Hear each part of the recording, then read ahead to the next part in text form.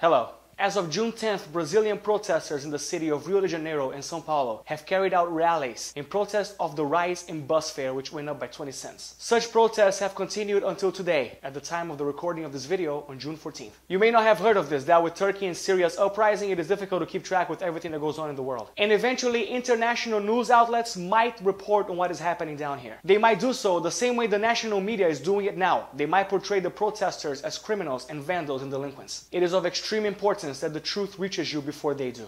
The recent uprising that is spurring in Brazil is not an act of unwarranted violence, and it is not gratuitous vandalism. It is the result of what happens when a society is forced to put up with the ludicrous, nonsensical laws that are created only to benefit the lawmakers themselves, and which result in a wealth and social gap so outrageous it would be cause for hilarity if it weren't true. Some of the policies proposed and approved by our representatives are as follows. And I assure you, as incredible as they may appear, I am not making them up. They are real and they are being exercised right now. Politicians have awarded themselves the privilege of receiving up to 3 extra months of salaries. So after resuming their year's pay in their December salary, they are paid thrice more, as if their year had 3 extra months. And their salary, by the way, is about 17,000 reais per month, while minimum wage stands at 600. Politicians have also awarded themselves privileges for paid expenses, such as air tickets, ranging from 10 to 22,000 reais. Government-provided housing expenses to the tune of 3 to 4,000 reais. Private phone expenses for up to 1,000 reais per month, as well as an amount between 60 and 82,000 reais of spending money, which they then can use in order to pay off whoever they claim is necessary for them to conduct their daily functions. Politicians sometimes take advantage of this by hiring friends and relatives for completely made-up positions, professions that don't exist,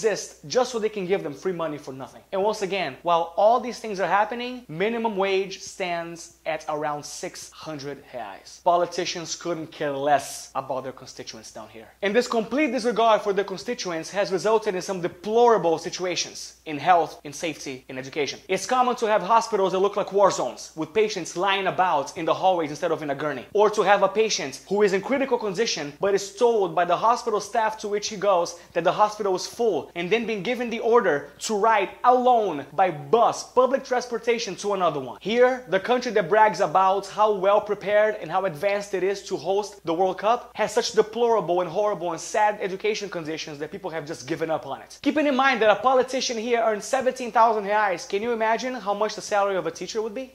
800.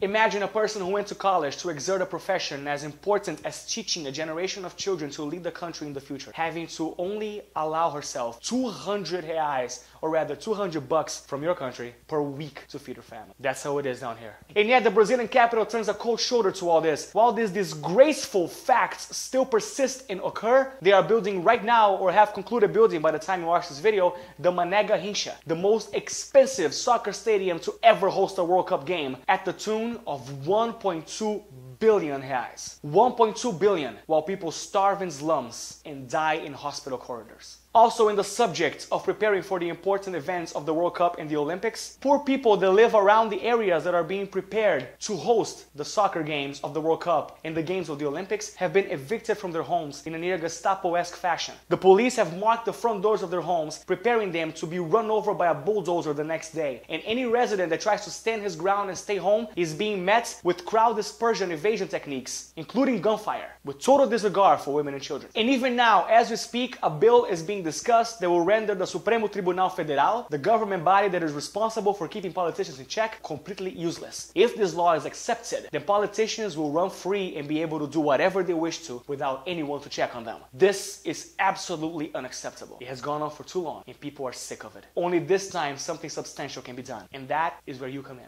In 2014, Brazil will host the World Cup. 2016, the Olympics. The two most prestigious and renowned athletic events in the world. Brazil cannot afford to have its reputation smeared now. If there is a worldwide outlash against the things that are happening here, the people in control will be forced to do something about it. Under the threat of a besmirched reputation and international pressure, Brazil will be forced to change.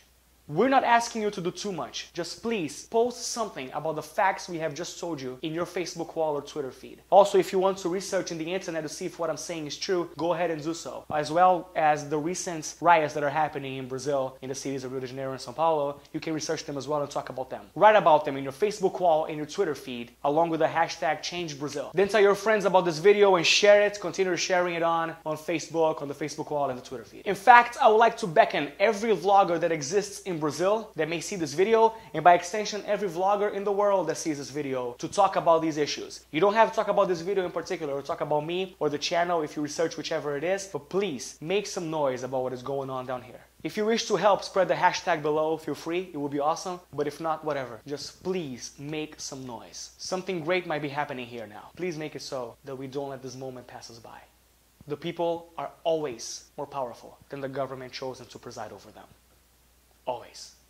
Thank you, and please help us.